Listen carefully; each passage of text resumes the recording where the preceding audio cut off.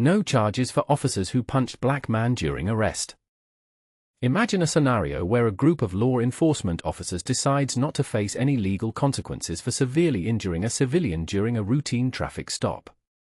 That's precisely what happened in Jacksonville, Florida, when sheriff's officers arrested William Anthony McNeil Jr., leading to a heated debate about the use of force and racial justice.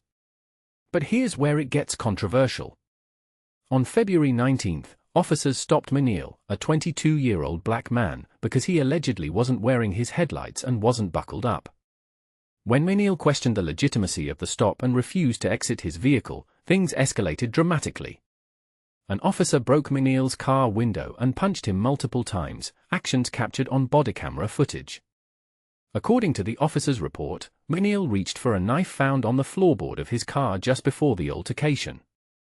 However, the public video does not show him making any such move. Sheriff T.K. Waters confirmed that local prosecutors concluded that the officers did not violate criminal law. The state attorney's office for the 4th Judicial Circuit declined to provide further comments. While there are no criminal charges, an internal investigation into potential policy violations is underway. In the meantime, the officer who initiated the stop has been temporarily suspended from duty. Sheriff Waters emphasized that the cell phone video shared on social media doesn't provide the complete picture. Cameras can only capture what's visible and audible, Waters stated at a press conference. There's so much context and depth missing from the recorded footage that a camera can't fully convey. Attorneys Ben Crump and Harry Daniels, representing McNeil, issued a statement calling the incident a disturbing reminder that even fundamental rights like questioning a traffic stop can lead to violence for black Americans. They maintained that McNeil was calm and cooperative but was met with brutal force over what they deemed a questionable accusation regarding his headlights in broad daylight. Body camera footage and McNeil's own cell phone video depict the sequence of events. An officer approached McNeil's car and informed him he was being pulled over due to non-functioning headlights during inclement weather and lack of a seatbelt. McNeil countered that it was daylight and not raining. When asked for his documents, McNeil requested to speak to a supervisor and reiterated his confusion about the reason for the stop. The officer radioed for backup and demanded McNeil exit the vehicle. Instead, McNeil closed the door. The officer then declared McNeil under arrest for resisting, warning that compliance would prevent further escalation. Another officer joined the scene and spoke to McNeil through the passenger side window. Despite repeated requests to leave, McNeil remained inside. At this point, the first officer shattered the driver's side window and punched McNeil, who subsequently raised his hands. Multiple officers then pulled McNeil out of the car, and one officer punched him again as they restrained him. McNeil was instructed to stop struggling and place his hands behind his back before being handcuffed. McNeil reported suffering a chipped tooth and blood on his mouth, according to a police report. Regarding the claim that McNeil reached for the knife, Waters admitted that the video does not show McNeil's hand movements at that moment. Based solely on the report, I'm neither confirming nor denying the claim, Waters explained. What I can say is that no one can see his hands in the footage. Following the incident, McNeil pleaded guilty to resisting an officer without violence and driving with a suspended license. He received a 2-day sentence for time served. Sheriff Waters acknowledged that force was used during the arrest and admitted that it looked ugly. He stressed that the investigation focuses on whether the officers followed JSO policy, regardless of the force's appearance. Motorists must comply with officers' commands during traffic stops, Waters stated. There are no alternatives. If you disagree, address it elsewhere, not on the roadside. This case mirrors previous allegations of excessive force against the Jacksonville Sheriff's Office. In 2023, Lakean Woods faced a similar violent encounter during a traffic stop, prompting another debate about appropriate police conduct. While Waters initially maintained that officers acted appropriately in both instances, he conceded that the outcomes were ugly. This situation raises critical questions about the use of force and its impact on communities of color. How can we ensure that police interactions remain respectful and non-violent? What measures can be taken to hold officers accountable for unjustified force? These are issues that deserve careful consideration and open dialogue. Black man speaks out, Jacksonville police officer accused of punch through window. A shocking moment caught on camera has sparked a heated debate over police accountability and the use of force in Jacksonville. This is the story of William McNeil Jr., a 22-year-old black man whose arrest in February 2025 became a flashpoint for national conversation, yet the full picture is far more complex than the viral footage suggests. But here's where it gets controversial. The officers involved face no criminal charges, and the Jacksonville Sheriff's Office defends their actions as within policy. Let's break down what happened, why it matters, and the questions that still linger. On a seemingly ordinary afternoon, McNeil was pulled over for a minor traffic violation, no headlights during daylight. What began as a routine stop escalated rapidly.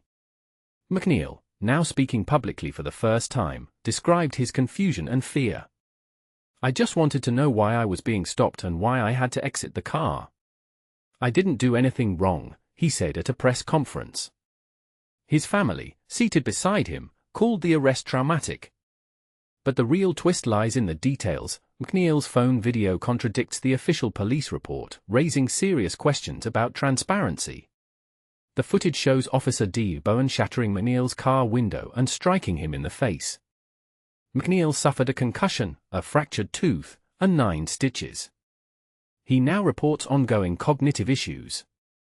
His attorneys, Ben Crump and Harry Daniels, argue the sheriff's office never contacted him directly, a glaring omission in an investigation that hinges on conflicting accounts. "This isn't just about one man's pain," Crump emphasized. "It's about a system that often prioritizes silence over accountability." The Jacksonville Sheriff's Office paints a different narrative. Sheriff T.K. Waters acknowledged the force used was ugly but insists it complied with department policy. "All violence is ugly," he stated, "but not all force is unlawful." The department's internal review claims McNeil was non-compliant for 21 seconds into the stop, a detail McNeil disputes. Officers also found a knife in the passenger seat and marijuana in his pocket, factors they say justified the escalation. Yet, McNeil never filed a formal complaint, a fact Sheriff Waters highlighted as a reason for delayed investigation. This is the part most people miss. McNeil's background adds another layer to the story. A biology student at Livingston College, he volunteers weekends and plays in a marching band. No prior arrests. No criminal record. His legal team argues this paints a picture of a young man suddenly thrust into a system that favors law enforcement narratives.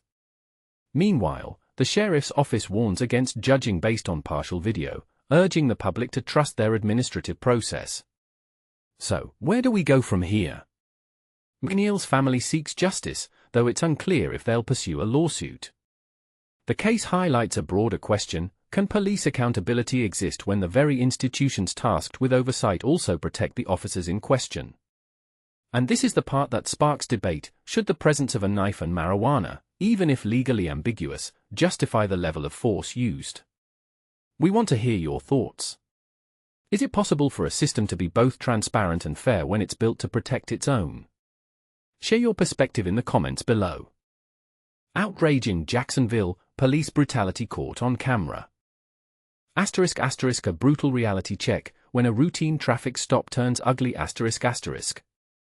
Imagine being pulled over for a minor infraction, only to find yourself on the receiving end of punches, a smashed window, and a gun drawn. For 22-year-old William McNeil Jr., this nightmare became a harsh reality in Jacksonville, Florida. A viral cell phone video has sparked widespread outrage, raising fundamental questions about police brutality, racial profiling, and the use of excessive force. At the center of the controversy is a February traffic stop, where McNeil, a black undergraduate student and church musician, was pulled over by a white police officer for allegedly driving without headlights and a seatbelt. What unfolded next has left the nation stunned. McNeil's lawyers, renowned civil rights advocates Ben Crump and Harry Daniels, assert that the video unequivocally depicts brutality, highlighting a clear case of racial profiling and excessive force. But here's where it gets contentious. The Jacksonville Sheriff's Office, led by Sheriff T.K. Waters, argues that the video lacks context, implying that the force used, although ugly, was lawful and in line with policy. Waters vehemently defends the officer's actions, suggesting that the narrative is being manipulated to advance an anti-police agenda. The incident unfolds. Bodycam footage reveals McNeil cooperating initially, only to become agitated when asked to exit his vehicle without clear justification. He requests to speak to a supervisor, which escalates the situation. Officers warn McNeil 7 times that he is under arrest before smashing his window. The subsequent video from inside McNeil's car shows him being punched in the face, dragged out, and struck again. Key facts. McNeil was charged with resisting a police officer without violence, driving on a suspended license, and possession of less than 20 grams of marijuana. He pleaded guilty to the first 2 charges the following day. McNeil's lawyers claim he suffered a tooth fracture, concussion, traumatic brain injury, cognitive impairment, and short-term memory deficits. The arresting officers report omits the punching, instead focusing on McNeil's alleged non-compliance and at-large knife found in the vehicle, which McNeil's team disputes as a weapon. A call to action. McNeil's family and legal team are demanding the immediate termination of the officer involved, an independent investigation separate from the state attorney's office, and the release of the officers' names. They argue that the existing investigation is flawed, as it never attempted to interview McNeil. The broader implication. This incident reignites the conversation about systemic racism and police brutality, particularly against people of color. Many black parents share the painful experience of having to prepare their children for potential police encounters, a stark reminder of the ongoing struggle for equality and justice. Your turn. Do you believe the force used in this incident was justified, or was it a clear case of police brutality? How can we work towards creating a more equitable and just system for all, regardless of race or background? Share your thoughts and let's continue the conversation.